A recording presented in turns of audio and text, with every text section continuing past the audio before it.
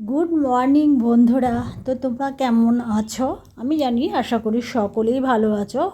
ভগবান জানি সকলকেই ভালো রাখে। তো আমার একটু মন মেজাজটা খুবই খারাপ, সেই জন্য কদিন ধরেই বড় ভিডিও দিতে পারছি না। কারণ আমার বাড়িতে আবার চুরি হয়েছে, সেই জানলা ভেঙে একই রকম কায়দায় চুরি হয়েছে। কিন্তু প্রশাসনের কাছে বলাতেও দেখি কোনো সুরাহা হয়নি। দুবার চুরি হলো, তা সত্ত্বেও কোনো কিছু হলো না।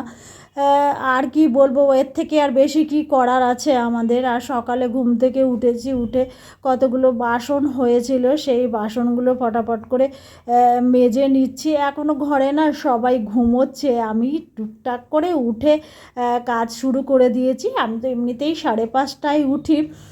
তো আমাদের এই ফ্ল্যাটে সবাই বলে যে এত সকালে তুমি ওঠো, তোমার অসুবিধা হয় না? না, আমার অভ্যাস হয়ে গেছে। সত্যি কথা বলতে, আমার বর তো অফিসে যায়, মেয়ে অফিসে যায়, তাদের রান্না করতে হয়। সেই জন্য আমাকে ভোর 5:30টায় উঠতে হয়। মানে সারা রাতেই একটা টেনশান ঘুমের। ঘুমটা জানে মাঝে মধ্যেই জেগে যাই, ভালোভাবে ঘুমটা হয় না। যে যদি না উঠতে পারি তাহলে আমি তো টিফিনটা করতে পারবো না। এক এক দিন এই টেনশানে হয়তো একটা দুটো পদ করেই দিয়ে দিই। কারণ রোজ তো আর সমান যায় না, মাঝে মধ্যে শরীর খারাপ গেলে তখন একটু অসুবিধা হয়। যাকে বাসনগুলো আমি ফটাফট করে ধুয়ে নিচ্ছি। আর এই কড়াইটা আসলে না, রাত্রে একটু শরীরটা খুব খারাপ লাগছিল বলে বাসনগুলো মাজা হয়নি। আর গ্যাসটা আমি মুছে নিচ্ছি, কারণ সারা রাতে তো আমার একটু পিটপিটানি আছে। এবার আমি ভাবি যে যদি আরশোলা যাই হোক পোকামাকড় কিছু হাটে, জানি কিছু নেই, তবু একটা মনের শান্তি। সকালবেলায় গ্যাস ফ্যাস মুছে আশেপাশের সমস্ত জায়গা মুছে পরিষ্কার করে তবেই আমি রান্নাটা বসাই প্রতিদিন।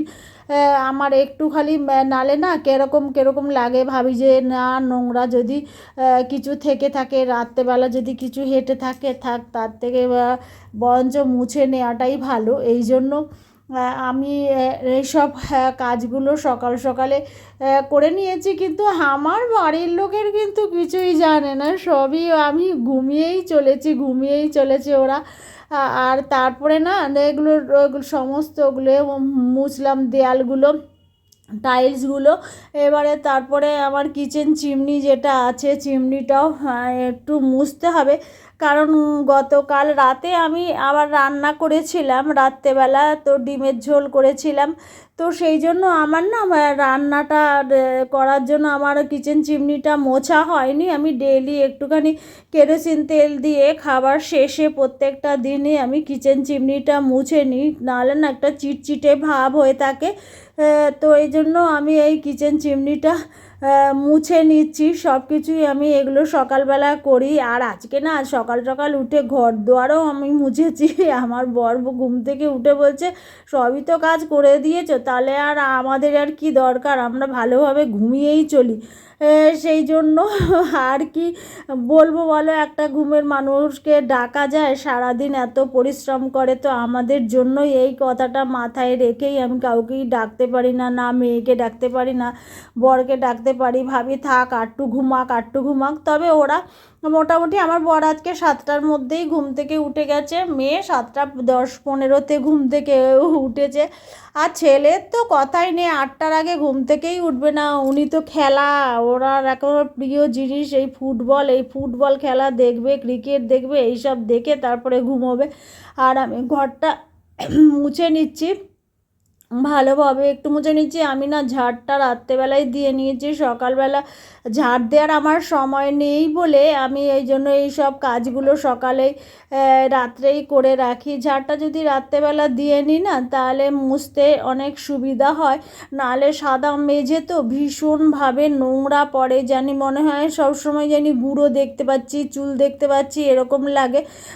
তার জন্য আমি রাত্রেবেলায় মুছেছি। আর ঘরে চুলও দেখা যায়। আর এই সাদা মেঝেগুলো এত মানে এরকম ধরনের না, দেখতে ভীষণ সুন্দর লাগে, কিন্তু এত নোংরা হয় না, একটুতেই এত নোংরা হয় যে তার জন্য আমাকে 2-3বার করে ঘর মুছতে হয়।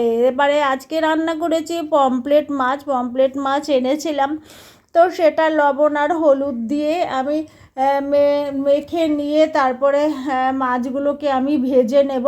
পমফ্রেট মাছ না খেতে সত্যি ভীষণ ভালো লাগে, যে মাছে না সবথেকে ভালো লাগে কেন জানো? কারণ কাঁটা বেশি থাকে না, একটাই কাঁটা থাকে, আর সেই কাঁটাটাও ভীষণ নরম, ওই জন্য পমফ্রেট মাছ আমার তো ভীষণই ভালো লাগে।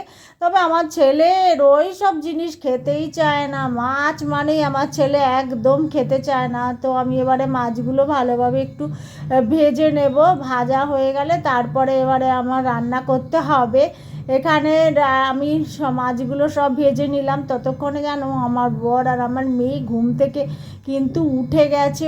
ওরা কিন্তু ব্রাশ করছে, ওরা তো অপেক্ষায় রয়েছে মা কখন চা দেবে। চাটা তো আমার ভোরবেলাই হয়ে যায়, ফ্লাক্সে রেখেই দিই। আর পাশে আমি ভাত বসিয়ে নিয়েছি, মাছগুলো ভাজা হয়ে গেছে মোটামুটি, একটু লাল লাল করেই ভাজতে হবে। আবার এই কড়াইয়ের মধ্যে না দেখো ওই তেলের মধ্যে আমি একটু কালো জিরা দিলাম, দিয়ে আমি না পেঁয়াজ কেটে সেটাকে মিক্সার গ্রাইন্ডারে পেস্ট করে নিয়েছি সেই পেঁয়াজটাকে। তো সেই পেঁয়াজ বাটাটাকে আমি এবারে দিয়ে দেব, দিয়ে এবারে তারপরে রান্না করব। তবে পমফ্রেট মাছের এই ঝালটা খুব খেতে সুন্দর লাগে, ধনেপাতা থাকলে তো কথাই নেই, তবে সর্ষে দিয়েও ভালো লাগে। কিন্তু আমাদের ঘরে না সর্ষেটা কেউ খেতে চায় না তেমন, ওদের অসুবিধা হয়, বলে না সর্ষে দিয়ে খাবো না, অম্বল হয়ে থাকে। সেই জন্য আমি এখানে হলুদ আর লবণ দিয়ে নিচ্ছি, সঙ্গে যদি তোমরা শুকনো লঙ্কার গুঁড়ো খাও অবশ্যই দিয়ে দেবে একটু, আর রঙের জন্য কাশ্মীরি লঙ্কা তো দিতেই পারো, আমি রঙের জন্য একটু কাশ্মীরি লঙ্কায় দিয়ে নিলাম যাতে রঙটা সুন্দর হয়। তবে হ্যাঁ, আমি লঙ্কা কিন্তু কোনো দিই না, কোনো গুঁড়ো লঙ্কা আমি দিই না, সঙ্গে কাঁচা লঙ্কা গোটা দিয়ে দিলাম। দেখো এবারে সব শুদ্ধ আমি নাড়বো, নেড়ে না এবারে ভালোভাবে আমি কষাবো, কষিয়ে তারপরে এবারে রান্না করব। তোমরা অবশ্যই একবার খেয়ে দেখবে, এই ঝালটা খেতে এত সুন্দর লাগে যে দেখো কষানোটা পুরো কমপ্লিট। আর এইদিকে আমার ভাতটাও মোটামুটি হয়ে গেছে। তাই দেখো আলু সেদ্ধ দিয়েছি কেন বলো তো? আমার ছেলে ঘি আলু সেদ্ধ যে ও কী যে ভালোবাসে, ঘি ওর জন্য মোটেই আমি এনে রাখতে পারি না।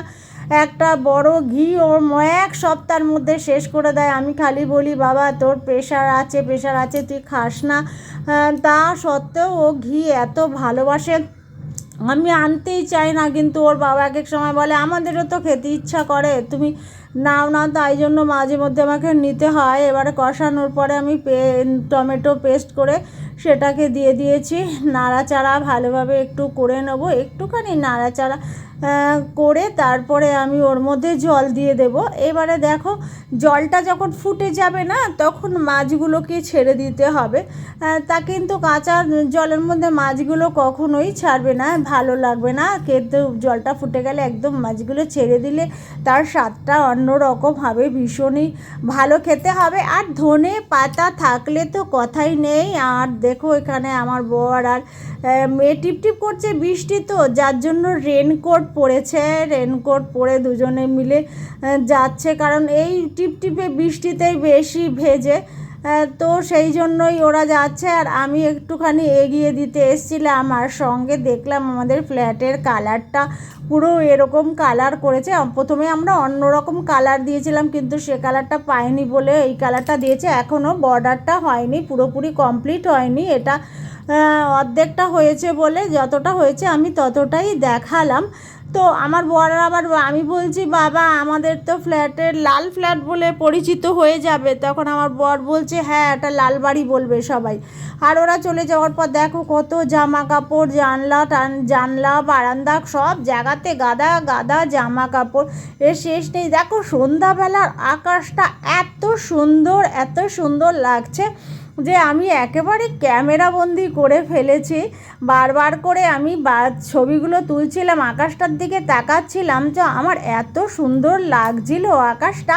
জানলা দিয়েই আমি যতটা পেরেছি আমি ছবি তোলার চেষ্টা করেছি। তোমরা দেখো কেমন লাগছে অবশ্যই কিন্তু জানিও, দেখো কত সুন্দর লাগছে। তো আমার এরকম না দেখলে, যে আকাশের এরকম দেখলে আমার ভীষণ ছবি তুলতে ইচ্ছা করে, ভিডিও করতে ইচ্ছা ইচ্ছা করে। আমার বর বলে এগুলো কি করে, কেন আকাশের এরকম ছবি তুলো? আমি বলছি আমার জানি ভীষণই ভালো লাগে প্রাকৃতিক এই জিনিসগুলো সত্যি। আমার বিশেষ করে এই ভিডিওটা তো আমার সারা জীবন রয়ে যাবে। আর বেশি কথা তোমাদের বলছি না, আমার ভিডিওটা তোমাদের যদি পছন্দ হয় লাইক শেয়ার কমেন্ট করবে, আর নিত্য নতুন ভিডিও পেতে আমার চ্যানেলকে সাবস্ক্রাইব করবে।